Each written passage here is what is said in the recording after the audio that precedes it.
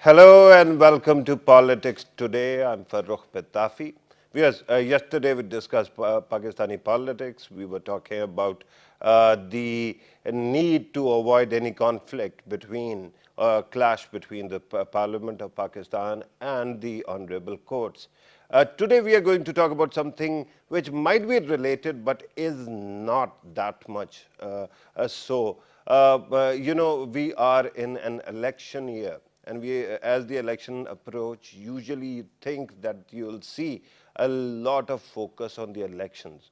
Right now, we see many public rallies, big mammoth rallies at various places, especially being carried by the ruling party as well. But what we don't see so far is the gearing up or the right kind of focus on the elections or the agenda of the elections. That is one aspect. I have to ask this repeatedly, and I have done so in this program. Why is it that the political parties are not coming up with their manifestos for the next election, for their programs? But the second important thing is, you remember the conspiracy theories that we used to hear that the Senate elections will not take place in time. Well, that didn't happen. We know that the schedule has been announced. Today we saw the final list of the candidates as well. But again, funny or strange things, keep happening in this country. For example, a big political party representing Karachi seems to be balkanizing, or at least there are two sides that are confronting each other. Then PTI, the major or main opposition party that is considered to be, because they have been a constant presence on the streets. And once again, we see that the focus is on Imran Khan's marital affairs, stuff like that, not on the program that was needed. When you talk about the ruling party, that too is focusing on the Panama verdict rather than what they think they are going to promise in the next election. So what is going on? And what becomes of the Senate elections? We are going to talk about all these matters today in this program. There is also a report, actually many reports, that there is horse trading going on in the country, that the votes of the MPAs and MNAs are being bought by the wealthy candidates for Senate. So is there a way to stop that too? We are going to ask all these matters. Usually we ask these questions or put these questions to a panel of experts. But today what we are going to do is we are going to ask a very eminent political panel about these matters. In order to help us understand all these issues, we have with us Barrister Muhammad Ali Saif, also a senator of MQM. Thank you very much, sir, for being part of the program. Next to him is Ali Muhammad Khan, an MNA of Pakistan Tehreek-e-Insaf. That is not all. Both of my guests, as evident from Barrister Saab's name, are lawyers of eminence as well. The third guest that I've got is on telephone with me, Faisal Kareem Kundi. He is representing People's Party, and he will be joining us on telephone. Kundi Saab, thank you very much. Right. Ali Muhammad Khan Saab, thank you very much for your participation as Most well. We will also take input from the ruling party as we progress in the program. But let me go to Barrister Saab first. Barrister Saab, what exactly is going on? Why is it that we seem not to be that worried about the approaching elections? And we keep on talking about other things, minutiae, not a national program. Because at this moment, the country is in a make or break stage. We can really progress if we have effective programs. Sir, your take. Well, my take on this is that election in itself is such a process and it's such an event that it brings out all the controversies to the forefront, political controversies in particular. And insofar as blame game and scandalization of issues is concerned, I think it's part of the politics of subcontinent. It's the psyche, the mindset, the way you approach election that political parties create a havoc of something which is not that serious. Yeah. Now, this is how we do our electioneering, and I think that what I see is not out of ordinary or is not something which is unusual. It is the usual process. Right. However, having said that, yes, I believe that political parties are the fundamental institution which must educate people for politics, Right. and increase their political maturity. The problem is that here in Pakistan, in our politics, we usually play around with issues which has kind of a heightened perception of creating or projecting a situation that probably is more kind of tantamounts to playing to the gallery, Right. rather than addressing the issues. So are you, at the are you core. saying that our politics have been held hostage by television ratings now? Not television rating, yes. Television ratings are now playing, I believe, a pivotal role. Right. But even before the advent of this electronic media, I believe that politics was had always been a game of scandals and accusations and just hyping up things in order to gain political advantage. Right. Before I go to Ali Mohammad Khan Sahab, let me pivot a little bit away and talk about your party. Yeah. Do you think that when your party is so polarized, does it not affect your mandate? Does it not actually demoralize your voter? Well, definitely yes. This is one of the gravest apprehensions, the most serious apprehensions that I have as a worker of Muttahida Qawmi movement, and it is shared by all the workers and the supporters and loyalists of my party. And of course, we are passing through a very difficult phase in our political history. It's almost, it seems like a complete split now into two factions. But I'm hopeful. I mean, our history has such incidents in the past. In 1992, there was an army operation conducted against us, and the party actually split into two. Right. But then later it rejoined. So I understand that at the moment, presently, yes, we are passing through a very difficult stage, and it seems that it's gonna kind of damage our mandate.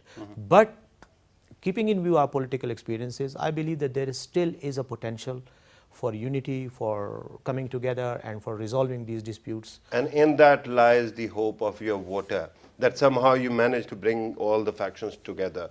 Ali Mohammad Khan Sahab, with due respect, when you look at MQM's politics, you see that at least on shadow budgets, issues of national policy, they have always come up with some kind of homework.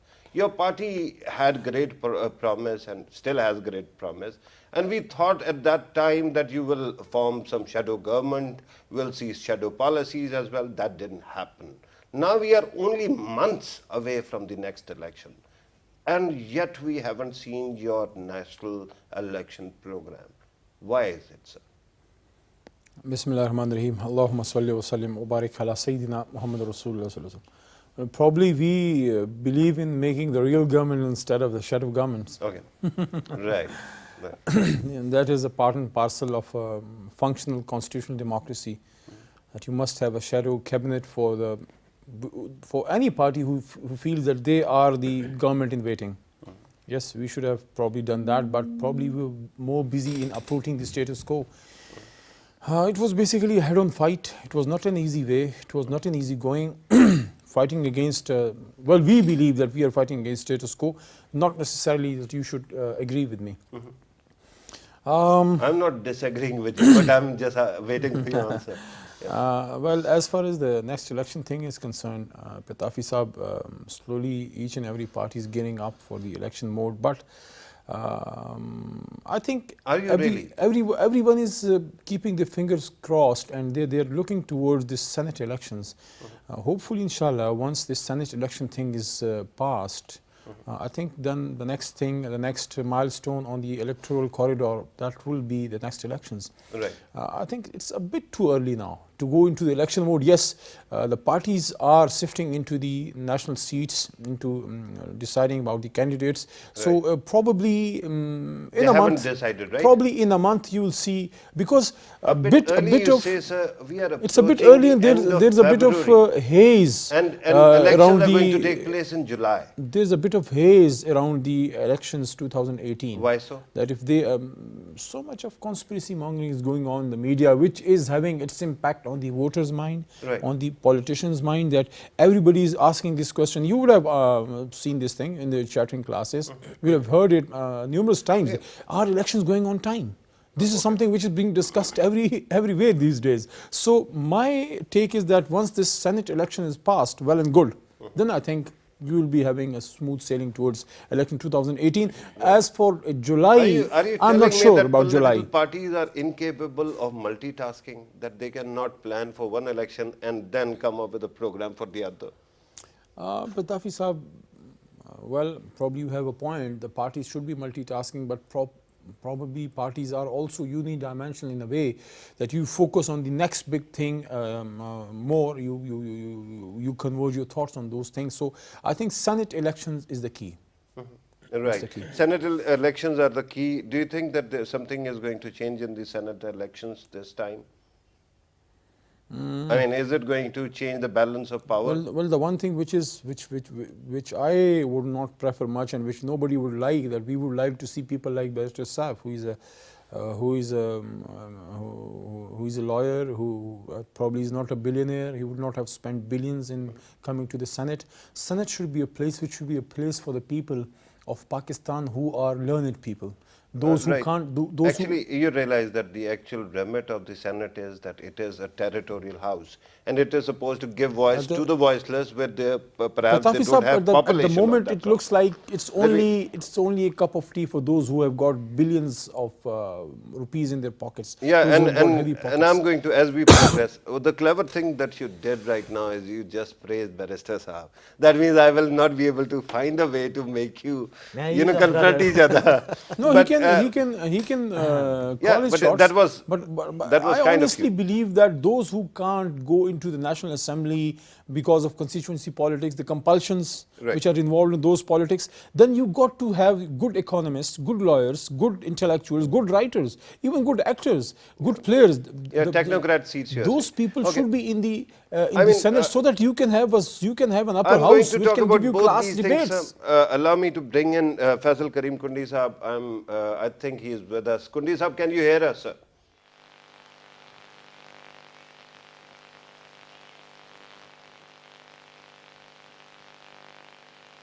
Delay. So, Kundi Sahab, are you with us? It seems that he still is not. Again, let me come back to the studio. And Barrister Saab, now let us talk about the horse trading that we were talking about. And Ali Mohammad Khan Saab has just mentioned that we haven't seen that kind of, objectivity in finding the right kind of candidates. Do you think that there is a way around some solution where we prohibit this kind of horse trading or use of money? Well, in considering the issue of horse trading, we must be cognizant of the fact that, since the last several years, rather decades, we have been discussing this issue almost before every election.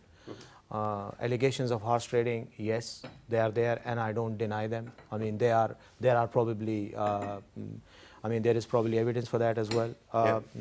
But probably not legally strong enough to disqualify a person who is or who has been returned to the house through horse trading. But yes, there are these issues, and there are valid accusations and criticism of the electoral process. But my understanding is that, keeping in view the present electoral process for the Senate election, keeping in view the present constitutional paradigm that we have for Senate, I don't think that we can address this problem in totality. Okay. And so unless we go for radical amendments in the Senate election, as Right. well as in the seat allocation. And as I come back to you, sir, I'm going to ask you about those radical proposals. Kundi Saab is with us now. Faisal Karim Kundi Saab, the first question that I have to ask you, thank you very much for being with us.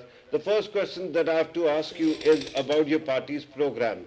We have seen speeches coming from your leaders, but not any coherent program for 2018 elections. Why exactly is that? Your party used to be the intellectual center of the country.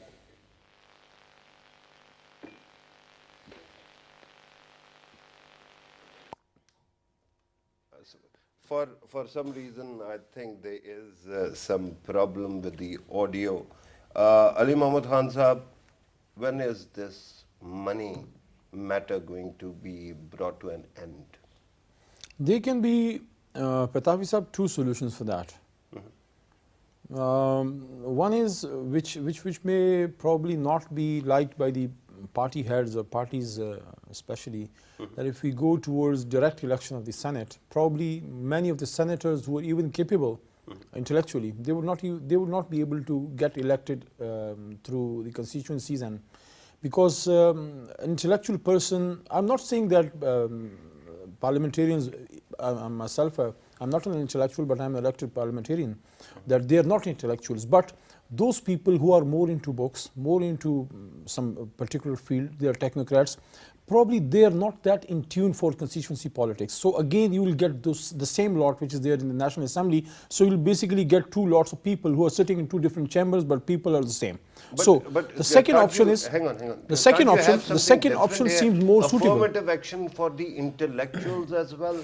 And then you have the direct elections. Second option is more suitable, and that is the way if we can make it in juxtaposition with, in parallel with the same way if we can make it like the way we elect or we select the special reserve seats for women or for the minorities, non-Muslim Pakistanis. Totally indirect.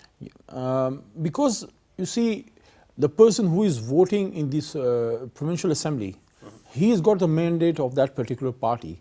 So the amount of seats which a party gets in a political position in a provincial assembly, let's make it simple as that if you get 50 seats in the provincial assembly and the number of seats which you get on reserve seats for women, you also get those number of seats or on any prescribed criteria for the Senate elections, so that you directly get the mandate of the same very party who got that mandate directly from the people of Pakistan in the general elections. Right. Because if I am elected as an MPA on the mandate of Pakistan Tehreek-e-Insaf, or for that matter MQM or PMLN, what right do I have to vote against the mandate of the people of Pakistan who voted for me because I stood on my party ticket? Okay. Here is the big issue. Here is where the money laundering or the horse trading or that thing is done. When I get elected on when I get elected on the manifesto of Pakistan Tehreek-e-Insaf, and God forbid I vote for People's Party, should I sit and should I remain an MP? Okay, whether we can have a flow crossing bill or not, that is also an important question. But the problem at this moment... And you can even go for show of hands. Yeah, but then why have election at all? Why not just actually decide at the very start that this party has won this many seats and then a lot of That can be a good option. That can stop this thing. So, with due respect, the remit of the upper house is to represent inequality, all those provinces which don't have that kind of population. For example, Balochistan doesn't get that kind of seats in the lower house. So they get an equal standing in the Senate. And if we are going to make it totally incoherent, then it becomes a problem. The issue. The point is that even now, the amount of seats which you get from Balochistan, you will even get the same amount of seats. But the main thing would be that the party which is getting the seats in the provincial assemblies, for example, if you get some seats from People's Party, from Muslim League Nawaz or JUI or Pakistan Tehreek-e-Insaf, let's say if they are 10, you will still get 10 seats, but they will be directly in accordance with the number of votes which a party gets through the provincial assembly, so that there is no floor crossing and there is no horse trading. Let me go back to Barrister Sahab. Barrister Sahab, you were talking about revolutionary changes in the constitution and the electoral process. What exactly was it in your mind? Something similar to what Ali Mohammad Khan is saying here? To an extent, yes, I agree with some of the points raised by him. Definitely, yes. But I believe that it's a Senate election in itself is a multi-dimensional issue. I mean, it has multi-dimensional perspectives, and we have to consider each and every one in quite intrinsic detail. Like, for instance, my understanding is constitutional amendment have to be to be brought in the sense that you will have to make changes in relation to the electoral procedure and the electoral college. However, there was an idea. We had a full committee of the whole meetings, a meeting in the Senate on this particular issue as to senatorial reforms, and all these issues were discussed, whether we should go for a direct mandate from the people. Then the opposition to that or objections to that were that if you do that, then a senator has to contest from a constituency far larger than the constituency of a National Assembly candidate. I mean, then only That very happens rich in people. America also? Yes, but then very rich people, because look at the Senate composition in America. You will hardly Right. find a poor man in. I, they're all multimillionaires and billionaires. and I'm going to come back to that point. I'm repeatedly being told that Faisal Karim Kundi has joined us on telephone finally. Kundi Saab, can you hear me, sir? Yes, sir, I can hear you. Kundi Saab, there are two questions that are lingering at this moment. The first question, when you were not with us, was about your party's program. The question that I was raising is that we are only months away from the next national general elections. And so far, we haven't seen any political party presenting any manifesto or any program. Why exactly is it? Your party is supposed to be the cream of the intellectuals of the country. Why is it that the political parties don't focus on these matters right now? Marine, definitely Pakistan People's Party is going to launch its manifesto soon. We are just at the last stage of manifesto. And we will definitely come back here. We are in a difficult stage right now. We admit that in Punjab we are in a difficult stage. But inshallah, we are committed, and inshallah we will come back, and in 2018, Pakistan People's Party will deliver, and we will be inshallah in the main playing field and main role of the government. Right. There is another question that is repeatedly asked, and there are conspiracy theories that are floated, that your party is using a lot of money to prevail in the Senate elections. What do you have to say on that, sir? It's not true that Pakistan People's Party is using a lot of money in the Senate election. Definitely in KP we have launched more than this, but we are talking to other political parties. In last election, when PMLN was having 14 members and they have won the technical seat and they went to 45 because last time PMLN and PTI has an agreement and they supported each other. So we are talking to other political parties to bring our centers.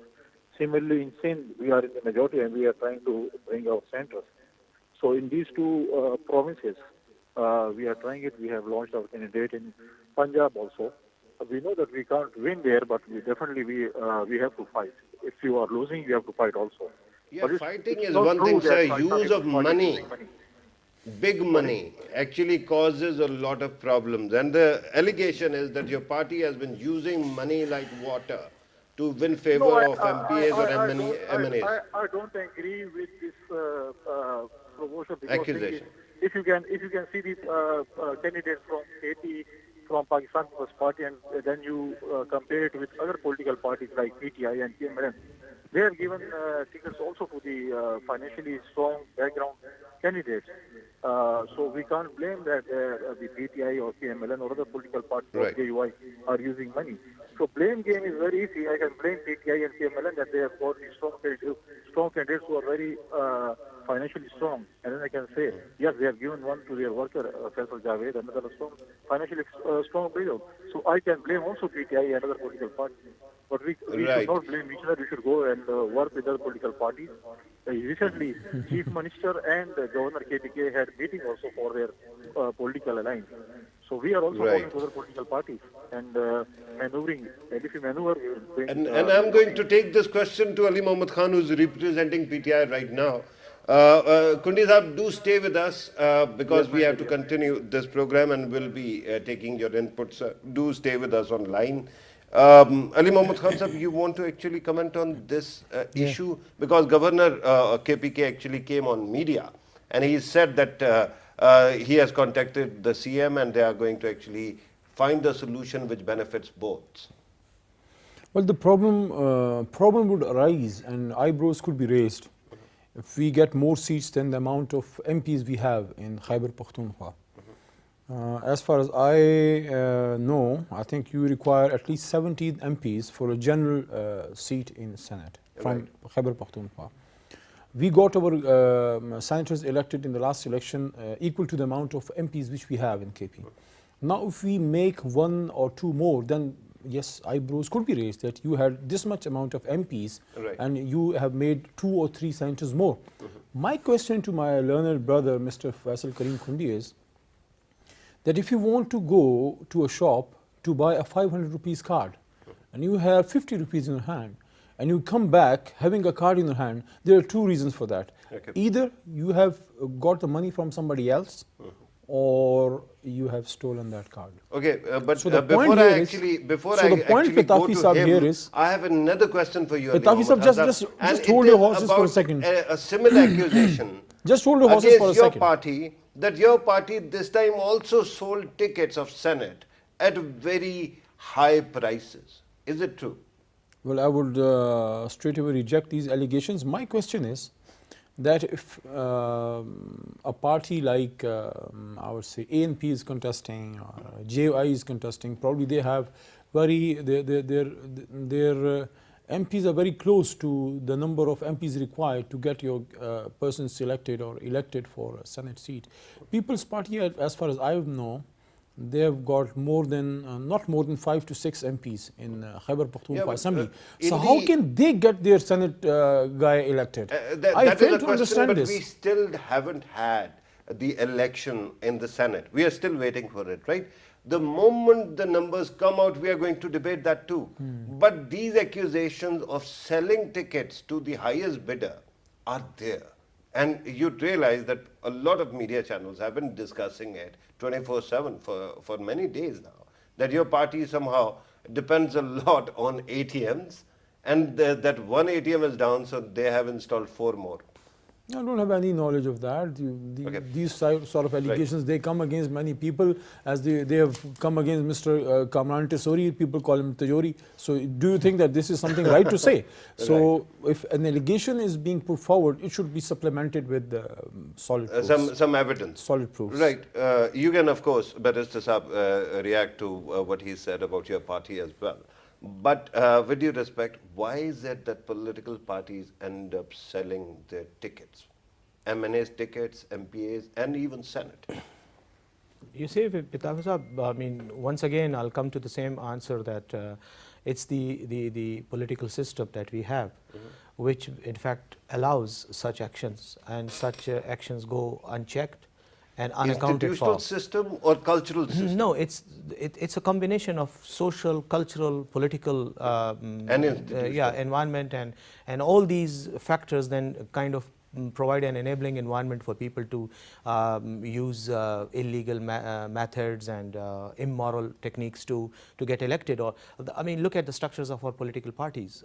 Which party can be rightly or justly called a democratic party? You see, the allocation of ticket system of the system of allocation of tickets, whether for general election or for the Senate election, even that is a flawed system.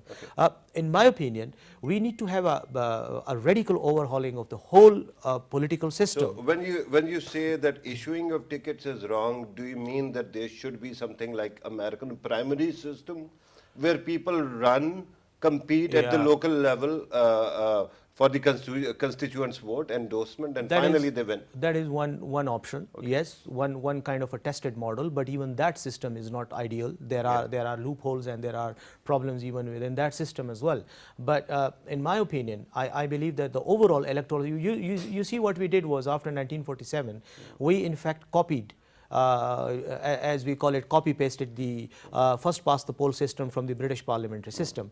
Now, and we started implementing it in a country like Pakistan with a huge population, as opposed to the British population, which is a tiny country. Right. Now, what happened was, in my opinion, that this system has expired its utility, and I think that we now need to have quite solid reforms in the system, as Ali Muhammad Khan was discussing a while ago. I Senate believe representation, in the correct, context in of that. Senate, but I'm discussing now the overall electoral system. I believe that we should have a mix of the first past the poll system as well as a proportional representation system, so that individuals allocated tickets can contest using that's a their own. very good- But at the same time, a party getting tickets should also have seats reserved in the parliament, both houses, on the basis of the overall Right. number of votes that they have acquired. Like, for example, I'll just finish with Right. one I have comment. to actually go to another beeper if you allow me. Like PTI. Yeah. PTI got 91,000 plus votes in the Lodhra election, right? Yeah.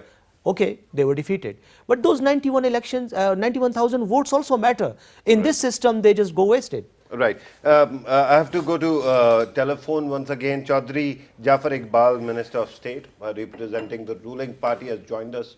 Sir, we were talking about the quality of Senate elections. There are reports that tickets are being sold and then votes are being also bought or sold. Sir, how can we stop such a misuse of the procedures?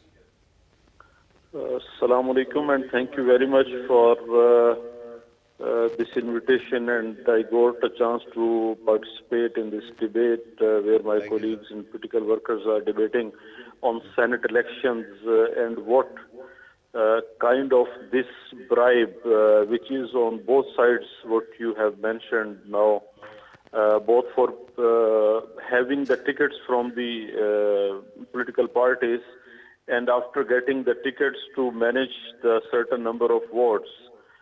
Yes, of course, it is a shameful act, and being a political worker, I must condemn this. If it is, not if, but it is done by the political parties, as earlier it was a case in the PTI where a man from the PTI, Justice Wajihuddin, in his report mentioned that yes, tickets in general election 2013 were sold to different people through different personalities. Not only PTI, when we are discussing overall all the political parties, there is such practice to distribute tickets among those who have one or another way influence or have power. They may have their vote bank, they may have good money to invest for the political parties. As in the Western democracy, different parties, they ask from the peoples who are members of those parties for funds to contest elections. But in Pakistan, Chaudhry Sahab, I'm glad that you have actually brought up the issue of funds, because earlier when we were talking, I was hoping that somebody is going to say that political parties cannot distribute tickets on pure merit because they don't have funds. How does campaign finance system work in Pakistan? Do we have detailed laws for that, sir?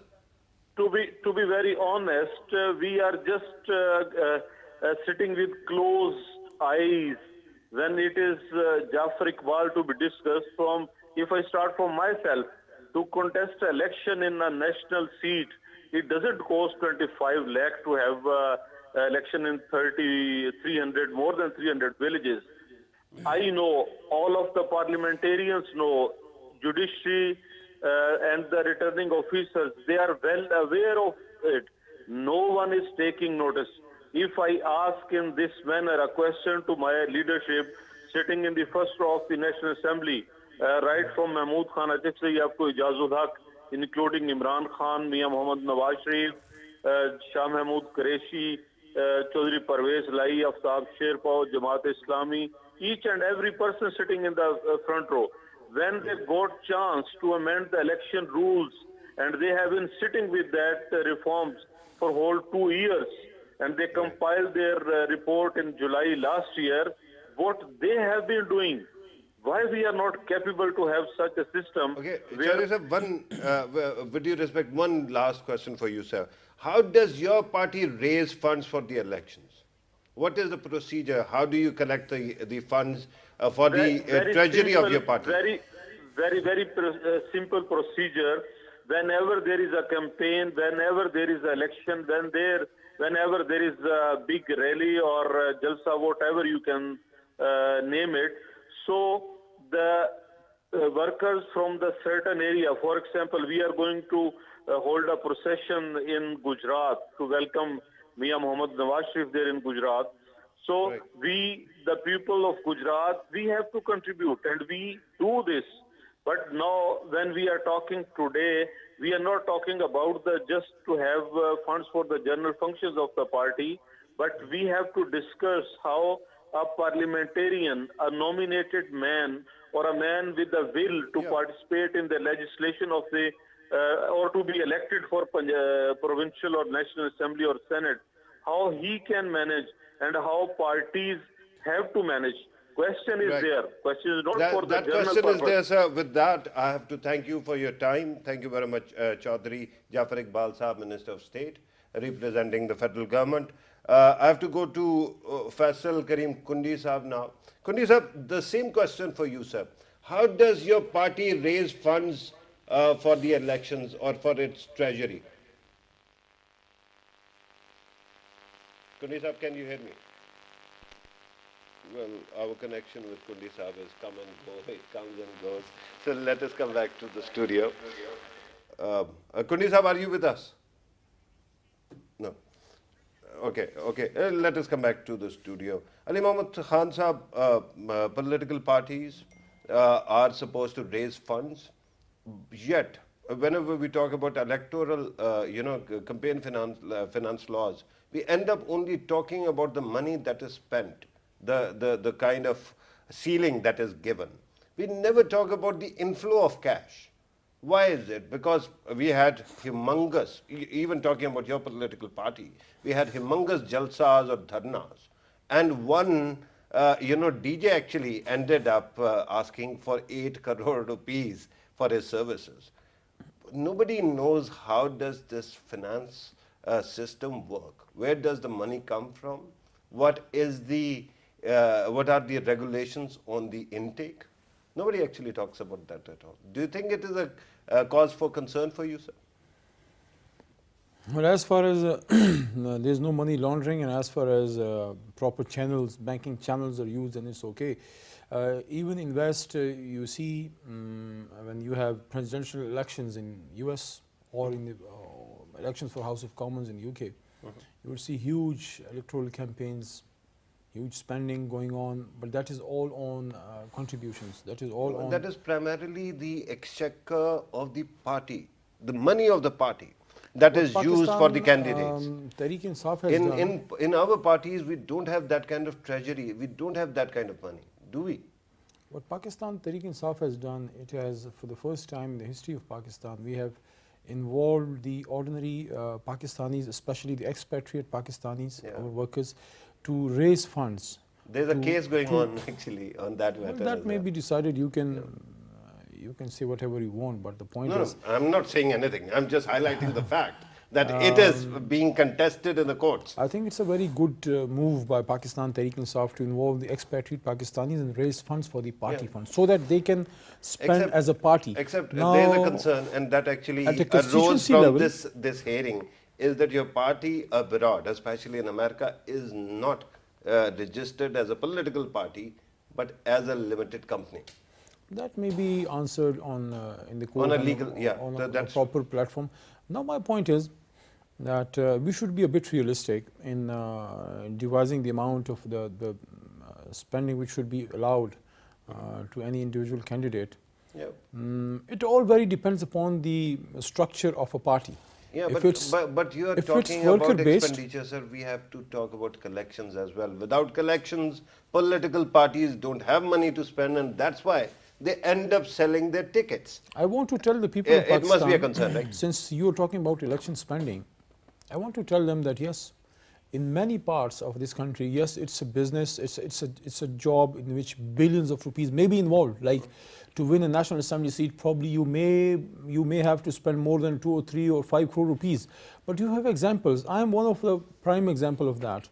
I was supported by my party in the GE, General Election 2013, in the youth program. I followed in that program at that time. I was supported by 0.4 million rupees, that is 4 lakh rupees. And I spent around 14.5 lakh rupees, which probably people would not believe. That whole national election, my spending was around 14.5 lakh rupees. Right. Now, yes, our workers, they supported my election campaign in their local areas. I never paid them. They arranged those things. Yeah, but that is only these- possible if you have a very strong worker cadre and very 15 strong organization with you. If with you don't due have respect, that, Ali Mohammad Khan then the Sahab, person has to spend from his Just own kitty. clarify one point, That and then can I have raise to go to to a very Barrister big Sahab level. as well. this 1,500,000 rupees that you spent during the elections, they came from your own pocket? Yes, Or they came from the party's pocket? no, that was my own spending. Right. What I'm and this telling is the you, problem. What I'm Not telling every you, candidate can spend even this what much. I'm right, sir? telling you that even in these elections that which was held in Lodra, the person who won from us, I don't remember his name. There are reports that he spent very little, very meager amounts. So the message is that if you are in your halka, if you are strong enough, you have got good bonds with people, and you've got good organization working with you, good political workers working with you, you can even run an election Or there is a sentiment, on right? very meager amounts. But my problem is But I that is- cannot that is base an the exception future case. of my democracy only on sentiments, on these assumptions. They might be true, but I cannot risk it. We have to have a system. Barrister Saab, we had 17th Amendment. We had 18th Amendment. We have done hardly anything but to debate Pakistan's democracy, how to amend it. Sometimes you have separate electorates, sometimes you have joint electorates. And yet, nobody actually thought of deciding how political parties are supposed to raise their money and how to make it transparent through disclosure laws. Well, there are definitely flaws and loopholes in the electoral laws, as I pointed out earlier. Only in laws or in particular- imagination as well? No, no, no. I mean, well, imaginations are reflected or manifested in legal provisions in a legal system. So, in my opinion, yes, Pakistan has lots of problems. Especially, there is not a very transparent mechanism for collecting party funds and then their expenditure and utilization as well. So, there is a need for reform in that sector. That needs to be done. But then political parties, I mean, if you would allow me to comment, that political parties are part of the system, right? And they are responsible for the good in the system as well as the bad in the system, right?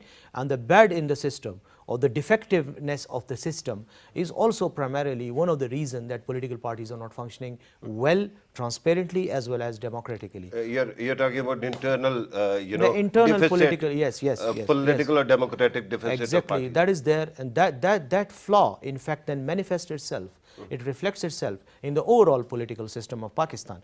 Now, having said that, yes, there is a need for that. Political parties' funding procedure must be regulated, in particular funding from abroad, because under the Pakistani laws, receiving funds from abroad is not legal. That's what the law says. But to what extent is the law then implemented in a transparent manner? That is also a $1 million question, which is the responsibility primarily of the Election Commission of Pakistan, and then it goes to the courts. Yeah, but after 71 years of your existence, we still are talking about what to do in the future. Because, Patabi Saab, let me be very clear on this, and let me express myself very clearly. Our political parties at the moment are in fact representative of the feudal system that we had in this country for the last so many decades, right? We have not been able to transform our society from a feudal, agrarian, socio-economic based society to an industrial, civilized, urbanized society. We haven't. And that is why our political system, our democratic system, also reflects the values and the customs and the traditions of the feudal system. Therefore, But you the have these problem problems. is, we never had land reforms of that sort. We never had that kind of reforms, and I think we have moved past that age now. Because people who were ruling the parties and who were calling all the political shots at that time in the administration as well as the top ruling elite of the parties belonged to the class which did not want agrarian reforms. The land reforms, yeah. But now when we are talking about these reforms, do you think that the Election Commission should be empowered? Because A, the political parties need to have money to actually operate and to select candidates on merit. Yes. Then the Election Commission of Pakistan also needs money Yeah. to operate on a grand scale that we want to see it functioning. Election Commission's empowerment, its capacity building, and it's giving it autonomy within the legal system is the primary condition for a transparent democratic system to evolve. Look at the situation in your neighboring country, India. It has empowered its election commission, and that is why their electoral system shows reform. Okay, there are defects there as well. Now but they are being made contentious. Yes, yes, but my take on this is, and there is one of my professors of political science when I was in contact with in Germany.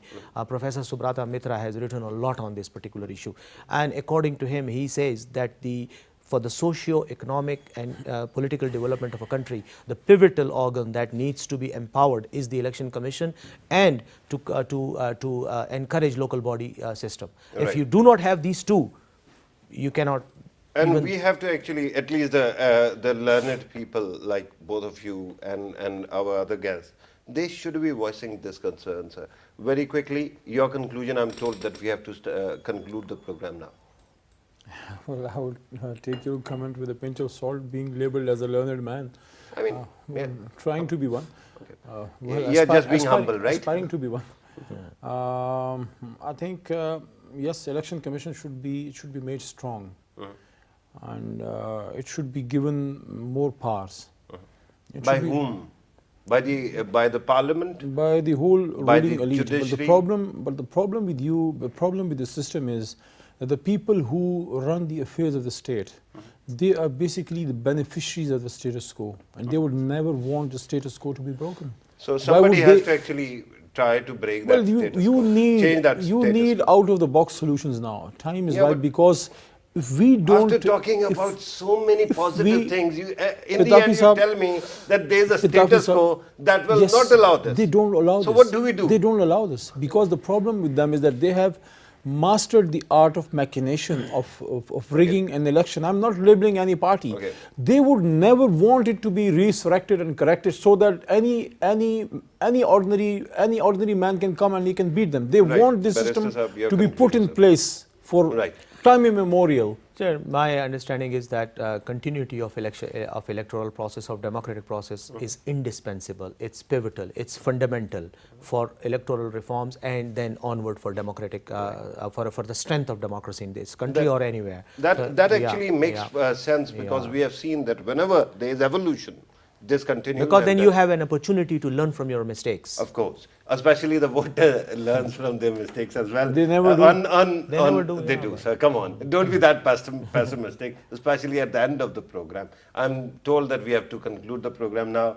Ali Mohammad Khan sir, thank you very much, sir, for your time. Thank you very much for your input. Barrister Muhammad Ali Saif sir, thank you very much, sir, for your time as well. Viewers, you have listened to our participants. Again, I'll say that this was a learned company and they had their opinion. We want and we need as a nation to have the kind of reform that were needed ages ago. The problem is somehow, somewhere in the quality of national discourse, we have lost focus on things that matter. If today, instead of talking about anybody's marriages, or instead of talking about this scandal or that, if we can focus on these matters, maybe tomorrow we might have a system where we can avoid future scandals, future scams, and reckless debate as well. Let us hope in coming days we see that kind of maturity coming to the system and to the country. This was today's program. Thank you very much for watching us. Take care.